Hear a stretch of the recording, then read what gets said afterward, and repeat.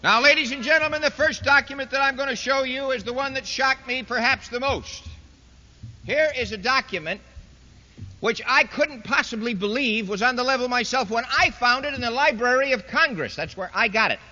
Here is the photostat of it right here in the form that you get it from us. This is one of the pamphlets with all the photostatic documents. This one is a full-page article from the London. You can cite it yourself and get it from your own library if you don't want to send to me for it.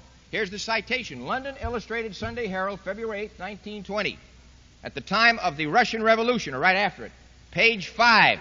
Here is the full page available to you so you can see it all. Now, I can't read it all. I haven't got time. I'm going to take some selected portions. I'm going to first give you the title and what it's about. The title is Zionism versus Bolshevism, a struggle for the soul of the Jewish people. And the author, ladies and gentlemen, is a man that there is no person in this audience can say is a bigot or a fascist or a Nazi. The author is the Right Honorable Winston S. Churchill. And in case somebody would say it's the Churchill who runs the garage, another Churchill that runs a garage down on 3rd Street, here's his picture. And you can judge whether it's the right Churchill or not. In this article, he says the Jewish people are dividing up into two groups. One group, he says, is for Zionism, and they want to take Palestine away from the Arabs who's had it for 2,000 years, and he thinks that's great. This is what Winston Churchill believed in. He says Zionism is good, and these are religious Jews, and we should give them Palestine. Well, so much for that. That's what he says up to here. But he says the other half of world Jewry is going another way.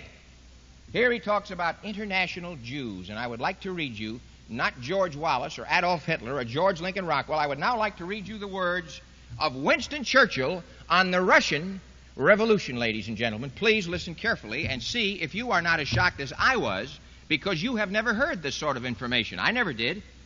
In violent opposition to all this Zionist sphere of Jewish effort rise the schemes of the international Jews. The adherents of this sinister confederacy are mostly men reared up among the unhappy populations of countries where Jews are persecuted on account of their race. And parenthetically, surely you all know the Jews were persecuted in Russia. He says, from the days of Spartacus Weishaupt to those of Karl Marx and down to Trotsky in Russia, Bela Kun in Hungary, Rosa Luxemburg in Germany, and Emma Goldman in the United States, this worldwide, and this is Churchill's definition of communism, and I think it's pretty good. This worldwide conspiracy for the overthrow of civilization and for the reconstitution of society on the basis of arrested development, of envious malevolence, and impossible equality has been steadily growing. Now remember, he's talking about the international Jews. Now listen to this. Here's the shocker. It has been the mainspring of every subversive movement during the 19th century. And now, at last, this band of extraordinary personalities from the underworlds of the great cities of Europe and America, not Russia, this band of extraordinary personalities from the underworld of the great cities of Europe and America have gripped the Russian people by the hair of their heads and have become practically the undisputed masters of that enormous empire. Here was Winston Churchill indicating to me that all of these people he named, from Marx to Rosa Luxemburg, Bela Kun, were Jewish, and he says the Jewish Confederacy all over the world have seized the Russian people by the hair of their heads and become the masters of the Russian Empire. In other words, he says the Russian Revolution was not Russian. It was the capture of Russia by Jews who had been persecuted, rose up and took the country away. That's what he says right here in the article. Anybody who says, oh, send for it, read the whole article. I got a few more paragraphs I'd like to read you. He says there is no need to exaggerate the part played in the creation of Bolshevism and in the actual bringing about of the Russian Revolution by these international and for the most part atheistical Jews. It is a very great one and probably outweighs all others. With the notable exception of Lenin, the majority of the leading figures of the Russian Revolution are Jews. Moreover, the principal inspiration and driving power comes from the Jewish leaders. Thus, Checherin, a pure Russian, now listen to this carefully, because this is the system they use in the United States, this is the system they're using all over the world right now. When people say, why, there's no Jews running communism now, listen to what Churchill says. Thus, Checherin, a pure Russian, is eclipsed by his nominal subordinate, Litvinov. And the influence of Russians like Bukharin or Lunacharsky cannot be compared with the power of Trotsky or Zinoviev. In other words, he says, at the top level, they have a Gentile who is a front. And right under him, they have the Jewish leader who is the real driving power. That's not Rockwell speaking. That's what Churchill says in this article. Remember the two names he says, the two guys that are the real driving power? Litvinov and Trotsky. That's what he says in Article 1. Now I'm going to show you another document, this time from the Jews, not from Mr. Churchill, but from the Jews themselves. And I can't tell you how shocked I was when I began to follow this up. I started checking on Mr. Trotsky and on Mr. Litvinov to see who are these guys. So there's a book put out by the Jews called Who's Who in World Jewry. I'm sorry, Who's Who in American Jewry. That's the title, Who's Who in American Jewry. I have here a reduction of the title page, Who's Who in American Jewry. Now remember, haven't you folks always been told, and didn't you believe, as I did until I was over 30 years old, I thought Jews were just a religious group. If you are a Jew, you believe in Judaism. If you abandon Judaism and deny it and become an atheist, a fanatical atheist, and attack religion, you certainly couldn't be a Jew. If Jews are just a religious group, could you? This is what the Jews told me. They said there can be no such thing as a communist Jew because Jews are a religious group, and if you become a communist, you're no longer Jew. That's what the ADL says, and I believed it. So the Jews put out a book called Who's Who in American Jewry, and who do they list? Who is his picture right here? But Leon Trotsky, and we find out his name is Bronstein, and he was a Jewish tailor from the Lower East Side of New York before he went over there to Russia to run the revolution. There's one of them. Remember the other guy we said, Litvinov? Imagine how shocked I was to discover it. Litvinov, that sounds like a good old Russian name, doesn't it? Well, it turns out that he's one of the tribe. His name is Finkelstein. Here he is, put out. Now listen, this isn't stuff from me. This is stuff from the Jews, published by the Jews as a directory of great Jews, American Jews, and they listed two leaders of Russia as American Jews. Doesn't that surprise you? It did me. Now the next one, ladies and gentlemen, here's another one. You may say, well, that was quite a while back, because that thing was published in 1939. Here's one that just came out 2 years ago. It cost me $35 to get it, but boy, was it worth it. It's called Who's Who in World Jewry. Now, this is the real authoritative list of the real top Hebrews. Let me give you the list, ladies and gentlemen, of the Jewish organizations. I can't read them all. I'll pick a few out. There's about 100 organizations listed here as the sponsors of this authoritative list that says of the great and biographical dictionary of outstanding and noble Jews of the world. Let me give you some of the people: the American Jewish Congress, the American Jewish Committee, the American Jewish Historical Society, Anti-Defamation League of B'nai B'rith, the Hillel Foundation. I bet you got one right here. Ask them.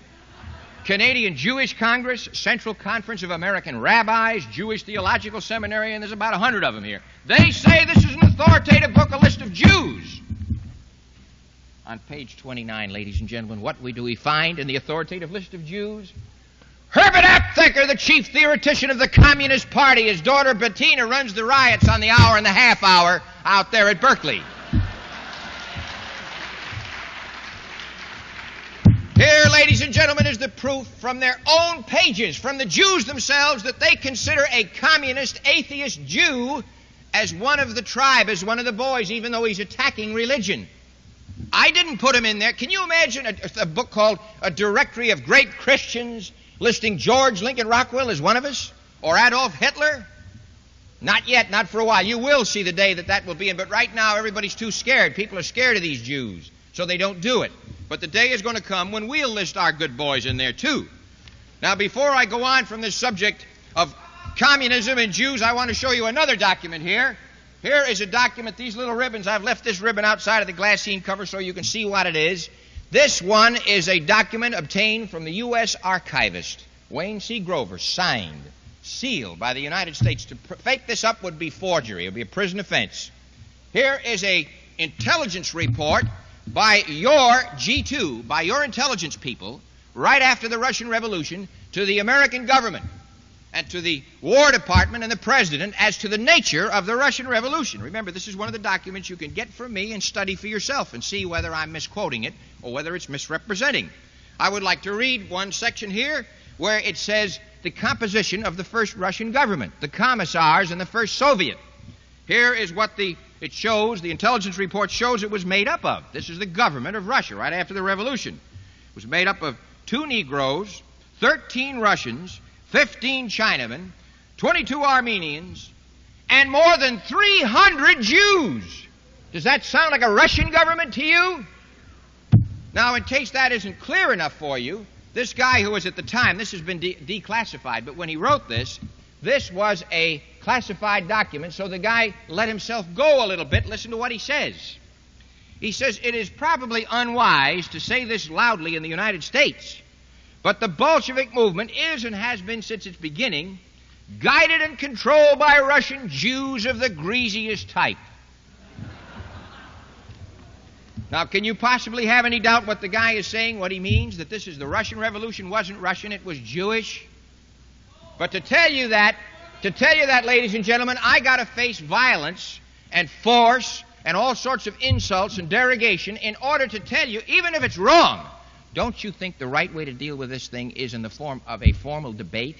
Don't you think there ought to be a confrontation? If I'm wrong, don't you think the Anti-Defamation League or the Hillel Foundation should supply an expert so that he and I could stand before you and we both present our sides and you judge? They won't do it. They never have done it. They keep saying, we won't degrade ourselves with arguing with Rockwell. I don't wonder.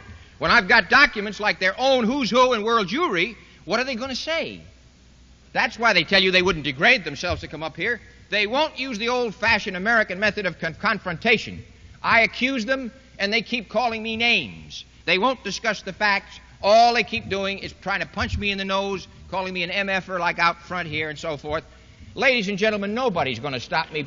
Nobody's going to stop me from preaching what's in here because he threatens to punch me in the nose or because he calls me a dirty name.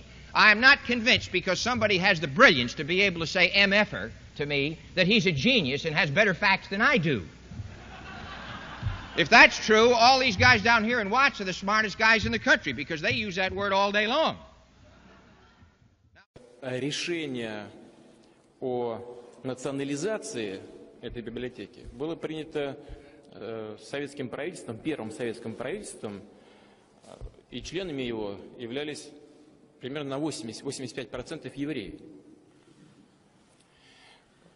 Но они же, руководствуясь ложными идеологическими соображениями, шли тогда на аресты и репрессии и иудеев, и православных, и представителей других конфессий, мусульман.